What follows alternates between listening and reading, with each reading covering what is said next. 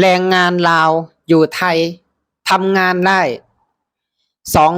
29,000ต่อเดือนไปชมคลิปกันครับเฮ็ดเวียกอยู่ไทย1 เดือนได้เงินจากล้านกีบมาเบิ่งกันเลยจากที่ก่อนหน้านี้เฮาก็ได้ลงคลิปไปบอกว่าเดือนนี้เฮาก็ได้เงินกันประมาณ 29,000 แล้วก็มีพี่ๆคนไทยถามเข้ามาว่าถ้าเป็นเงินลาวตกถึกเท่าใดซึ่งว่าอัตราแลกเปลี่ยนในแต่ละมื้อมันก็บ่คือเก่าเด้ออิงตามอัตราแลกเปลี่ยนในมื้อนี้ 1,000 บาทเท่ากับ 670,000 กีบเฮาก็จะเอาจำนวนเงินไปคูณให้เรทเงินก็จะได้อยู่19,430,000 กีบเด้อบอกก่อนว่าอันนี้ยังบ่ได้หักรายจ่ายเด้อโอ้29,000นี่ถือว่าหลายนะพี่น้อง29,000เนาะอันนี้ก็คือเป็นเงินเดือน2ผัวเมียเนาะแรงงานลาวทำงานอยู่ในประเทศไทยอันนี้บ่ล้ำก็บ่แปลกใจที่ว่าทุกคนมาแล้วมาทำงานในประเทศไทยไล่บ้านไล่รถ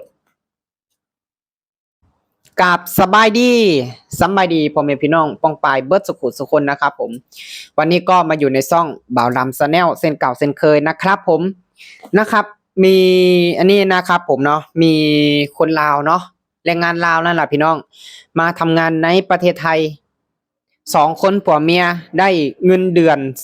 29,000 บาทโอ้ถือว่าหลายนะถือว่าหลายคือหายากเลยแหละนะสิได้แบบนี้นะหายากขนาดบาลัมเองยังบ่ได้เงินเดือนขนาดนี้เลยเนาะถือว่าหลายพี่น้องถ้าเปรียบกับเงินกีบเนาะถ้าแบบเปรียบกับเงินกีบเท่านี้ก็ถือว่าหลายอยู่นะหลายแล้วก็อันนี้บ่ได้แม่นว่าโจมตีประเทศตัวเองนะพี่น้องถ้าเฮ็ดอยู่ในประเทศลาวก็สิบ่ได้ขนาดนี้ดอกเนาะเพราะว่าก็ฮู้อยู่เนาะว่าอยู่ในประเทศลาวน่ะเงินเดือนต่ำแล้วก็บ่แปลกใจที่แบบว่าคนลาวเนาะเป็นหยังถึงแบบหลั่งไหลเข้ามาทำงานในประเทศไทยพี่น้องเพราะว่าหนึ่งมาก็ในเรื่องของค่าแรงนะพี่น้องเงินเดือนนะแรงงานทุกคนแฮงจงใจคือเงินเดือนทั้งนั้นแหละเพราะว่าหยังทำงานก็ต้องได้เงินแม่นบ่ทำงานก็ต้องได้เงินเดือน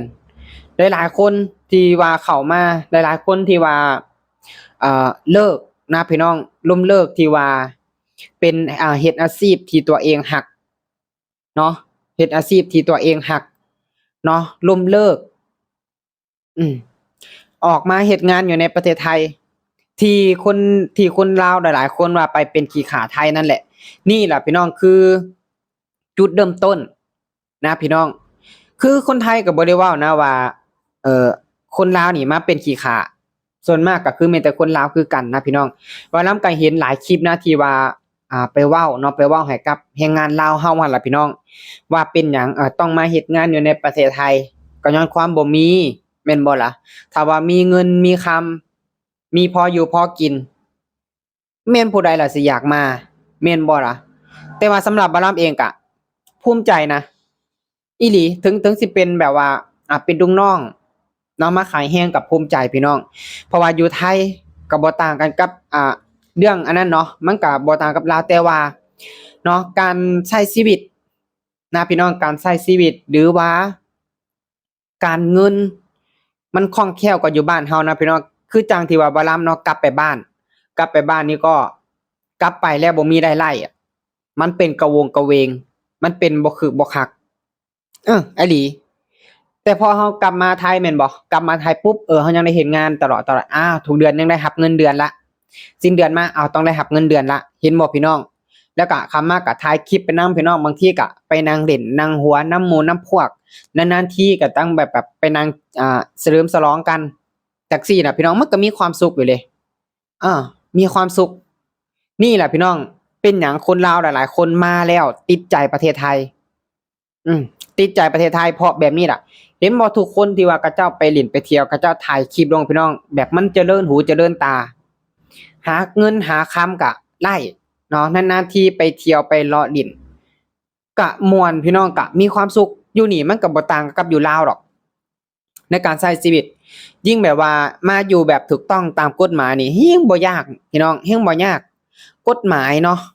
ว่าอันนี้ขอเว้าเรื่องกฎหมายเพิ่นก็คุ้มครองเฮาคือกันพี่น้องกฎหมายแรงงานกฎหมายคุ้มครองแรงงานถ้าเฮามาถูกต้องตามกฎหมาย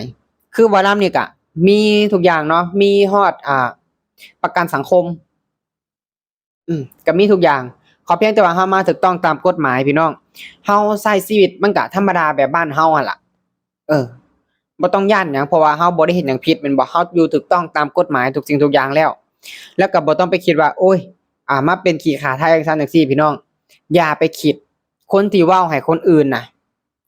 มันก็อยู่แต่แบบนั้นแต่ว่าคนอื่นน่ะเขาเจ้ามาทำงานในประเทศไทย2ปี3ปีบางคนก็ได้เรือนได้รถอาโดยที่แบบเขาเจ้าเอาเรือแรงเอากำลังเขาเจ้ามาหาเนาะมาเฮ็ดมาทำนี่แหละอยากให้ทุกคนแบบว่าเปลี่ยนความคิดซะบ่ต้องมาดราม่าให้กันดอกว่าไปเฮ็ดงานอยู่ในประเทศไทยแบบนั้นแบบนี้เห็นบ่เห็นคือจัง2ผัวเมียนี่บ่เขาเจ้าหาเงินเห็นบ่บ่ได้แม่นน้อยๆเด้พี่น้องนะ29,00029,000ถ้าเป็นเงินกีบก็คือว่า19ล้านเห็นบ่โอ้มันบ่ได้แม่นน้อยๆเนาะอันนี้ก็ขออนุญาตเนาะขออนุญาตเจ้าของเพิ่นขอเอามาลงพี่น้องเป็นหยังถึงเอามาลงเอามาเป็นแบบแรงจูงใจที่ว่าเอ่อแรงงานลาวที่ว่าอยากที่ว่าท้อหั่นล่ะพี่น้องอย่าไปท้อกว่าสิได้นี่มันก็บ่ง่ายดอกแต่เวลาไล่มาแล้วมันก็คุ้มค่าบ่มีอันใดที่แบบไล่มาง่ายๆหั่นล่ะเอาง่ายๆซะทุกสิ่งทุกอย่างเฮาต้องเฮ็ดต้องทำเฮาต้องแลกพี่น้องเฮาถึงจะไล่มาถ้าเฮาบ่เฮ็ดบ่ทำเนาะมันก็บ่ได้ต่อให้วันเนี้ยเฮาอยากได้พี่น้องอยากได้เรือนอยากได้รถเห็นคนอื่นได้เห็นคนอื่นมีแล้วบ่เฮ็ดบ่หามันก็บ่ได้อย่ามัวแต่อิจฉาคนอื่นเนาะอย่ามัวแต่เบียดเบียนคนอื่นนะคือเป็นหยังบ่ลำถึงมาเว้าแบบนี้พี่น้องบ่ลำเห็นได้อีดีกับคนลาวเฮาอิจฉากันเองคนลาวเฮาอิจฉากันเองพี่น้องนี่ล่ะเพิ่นว่าอย่าอิจฉากันเถาะเนาะอยากได้ก็หาคือจังบ่ลำนี่ล่ะบ่ลำก็บ่ได้เคยไปอิจฉาผู้ใดบางคนไปกดไปโกงมากอะจนได้เรือนได้รถแล้วสุดท้ายก็จนบ่เหลือหยังเนาะสุดท้ายก็จนบ่เหลือหยังแล้วบางคนก็อ่าบางคน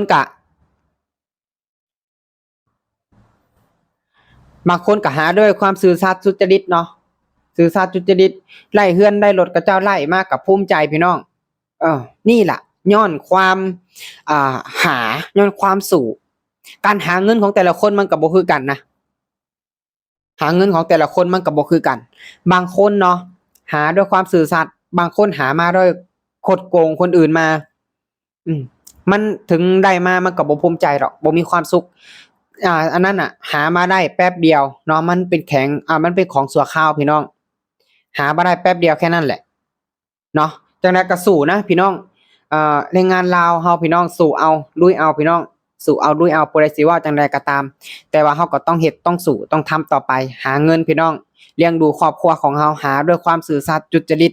อย่าไปเฮ็ดให้ผู้ใดเดือดร้อนเนาะทำในสิ่งที่เฮาทำได้หาในสิ่งที่เฮาหาไหวสู้เอาลุยเอาเนาะจังใดก็ขอบคุณขอบคุณพี่น้องทั้งฝั่งไทยแล้วก็ฝั่งลาวเนาะที่ติดตามรับชมคลิปเด้อสำหรับคลิปนี้บ่าวลำก็จะขอฝากกับเพียงเท่านี้เนาะขอบมุกขอบใจ